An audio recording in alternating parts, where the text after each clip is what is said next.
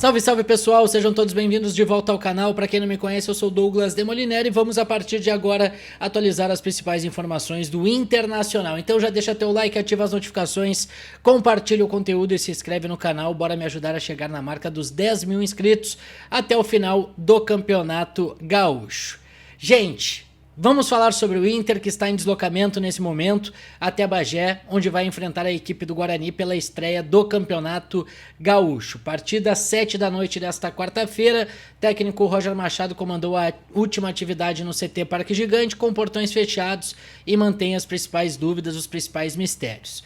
Provável time do Inter para esse jogo: de Antony, na lateral direita o Bruno Gomes, a dupla de zaga de Cleiton Sampaio ao lado do Vitão, na esquerda o Pablo, meio de campo com Luiz Otávio, Thiago Maia, Alan Patrick, Wesley Wanderson e na frente o Ener Valencia. Pelo menos foi esse o time que trabalhou com portões abertos na última segunda-feira. Além disso, quero atualizar com vocês a situação envolvendo o Vitão. A negociação segue acontecendo, ou melhor, negociação não, o interesse do Flamengo, ele segue existindo. O Wagner Martins traz uma informação muito importante sobre, de uma certa forma, uma pressão que está sendo feita por parte do empresário Juliano Bertolucci, para que haja essa negociação, só que os valores estão muito longe do que o Internacional quer. O Internacional, vendeu o Vitão no último ano por 10 milhões de euros para o Betis. A negociação só não aconteceu justamente porque o Betis teve uma questão de fair play financeiro. E o Flamengo assinou com uma proposta igual, só que tirando os 4 milhões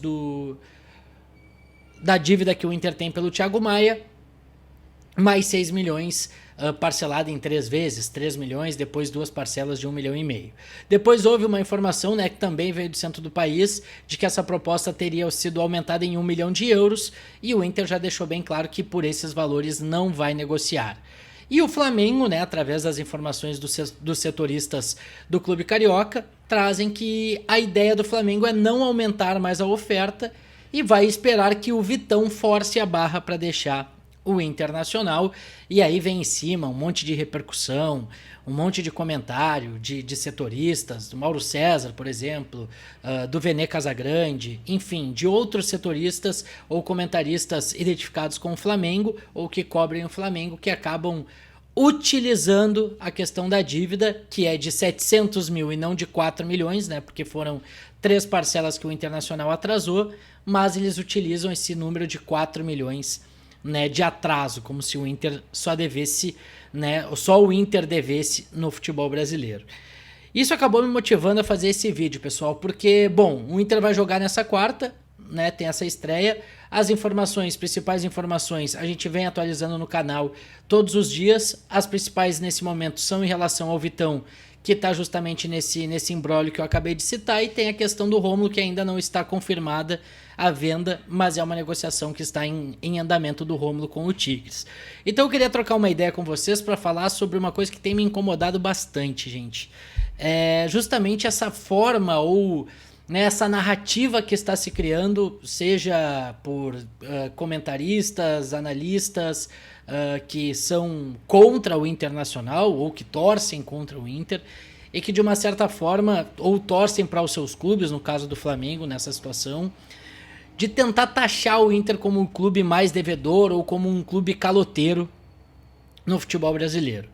Primeiro de tudo, eu até entendo quando um setorista ou quando as pessoas ligadas ao Flamengo falam que o Flamengo não vai fazer isso porque o Inter está devendo e tudo mais. Beleza, agora diariamente ficar batendo que o Inter é caloteiro, que o Inter é isso, que o Inter é aquilo, o Sormani falando que o Inter queria lucrar com a venda envolvendo o Thiago Maia para o Santos, enfim, um monte de baboseira, um monte de coisa, como se os clubes não devessem para ninguém, como se o Santos não tivesse quebrado, como se o Flamengo não tivesse que ter feito, se não fosse o Bandeira, o Flamengo tinha quebrado. E eu nem vou entrar em outras situações que eu poderia entrar aqui, mas eu acho que não cabe, porque é um assunto muito triste e não tem a ver com isso. Enfim, outros clubes que têm toda essa situação de dificuldade, o próprio Corinthians, que deve mais de 2 bilhões, enfim. O que tem me incomodado, além de tudo isso, é a postura do Inter. O presidente Alessandro Barcelos, que está muito passivo. O departamento de futebol do Inter, o conselho de gestão do Inter está muito passivo vendo tudo isso acontecer. Ah, beleza, a gente está pegando a pecha de time caloteiro, mas a gente vai acertar. A informação que o Lucas Colar trouxe, inclusive, durante o Expresso VDG de ontem ainda, era que o Inter estava se organizando e vai pagar os 700 mil que está em atraso, até porque a primeira parcela de 550 mil, se não estou equivocado, de euros, vai ser cobrada, ou vence, melhor dizendo, só em abril desse ano. Então, beleza, a gente é o clube caloteiro, a gente paga quando quiser e tudo mais, e deixa essa pecha, deixa tudo isso que está acontecendo, deixa o pessoal falar e tudo mais. Outra situação, Cruzeiro. Quando é que o Inter vai pagar o Cruzeiro? Enfim, aí os torcedores do Cruzeiro também começam a falar isso. Eu não estou dizendo que está certo, tudo que está certo o Inter dever, mas o Inter passou pela enchente e a gente tem que destacar. O Inter tomou um prejuízo de 90 milhões de reais. Né? Só de patrimônio foram mais de 30 milhões de reais que o Inter teve que tirar do próprio bolso para investir no estádio Beira-Rio e na reconstrução do CT Parque Gigante. Então, obviamente que se contava com um pouco de empatia dos outros clubes.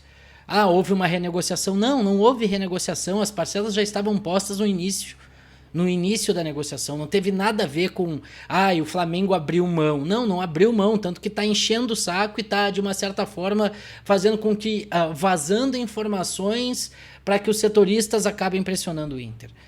Então, cara, tem me incomodado muito essa passividade do Inter, né, de deixar todo mundo falar, de os torcedores falarem, de dirigentes cobrarem através da imprensa. E isso está me incomodando. Então eu acho que o Inter precisa mudar essa postura, porque, beleza, no momento que pagar, divulga. Fizemos o Pix, tá pago esse valor. Porque aí acabou essa situação, porque daí são dívidas que o Inter vai ter, ou parcelas de pagamento que o Inter vai ter, o Inter não deve mais nada. Pagou o Wesley, também informa. Né? O Inter precisa fazer isso, o Inter precisa ser mais transparente com o seu torcedor, que está ouvindo um monte de bobagem e acaba ficando, né, totalmente bitolado nas informações que os outros passam e o Inter não traz nenhuma novidade em relação a isso. Outra situação, os clubes devem ao Inter. O Inter tem credores. Todo mundo sabe que o Inter tem credores. Tem 17 milhões para chegar do David, né, da negociação do David com o Vasco. O Vasco já pagou? Quando é que vai cair esse dinheiro? Se o cara tá lá, não tinham que ter pago, esse acordo, esse valor era feito à vista, esse valor era parcelado, como é que funciona essa negociação? Os 10% da negociação do Zenit com o Corinthians, quem paga? Quem tinha que repassar esse dinheiro? É o Corinthians que tinha que repassar? É o Zenit que tinha que repassar? O Inter recebeu esse dinheiro?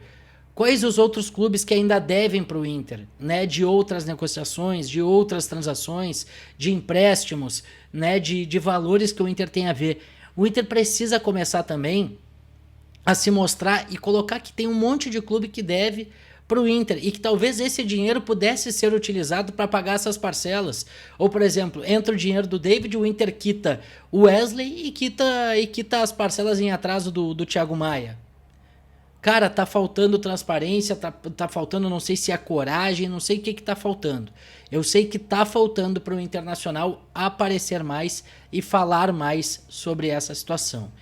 E quando pagar, divulgar, deixar claro que está pago, que o Internacional já resolveu essas pendências. Porque senão fica esse disse-me-disse, fica essa situação vinda lá dos repórteres e tudo bem. Eu não tô dizendo que o Inter tem que... né, de uma certa forma, se guiar ou tomar atitudes pela repercussão das redes sociais. Não é isso, porque o presidente Alessandro Barcelos diz nos bastidores, inclusive, para algumas pessoas, que a relação com o Flamengo ela é ótima, que isso é questão de setorista, que isso é questão de torcedor. Mas como é que o setorista chega nas informações? Como isso é repassado para eles? Né? Através dos dirigentes. Então, talvez essa negociação não seja, essa amizade, essa boa relação não seja tão verdadeira do lado de lá para cá como o Inter considera. O fato, pessoal, é que eu acho que o Inter tem que começar assim a mudar a postura.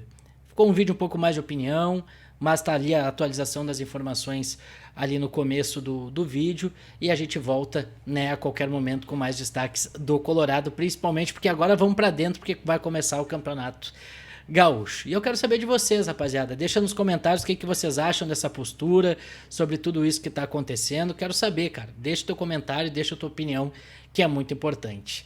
Tá certo? Muito obrigado a todo mundo que chegou até aqui. Não esquece de deixar teu like, ativar as notificações, compartilhar o conteúdo e se inscrever no canal. Só clicar no botão que tá aqui embaixo, que do lado tem os demais conteúdos do canal. Fechou? Valeu!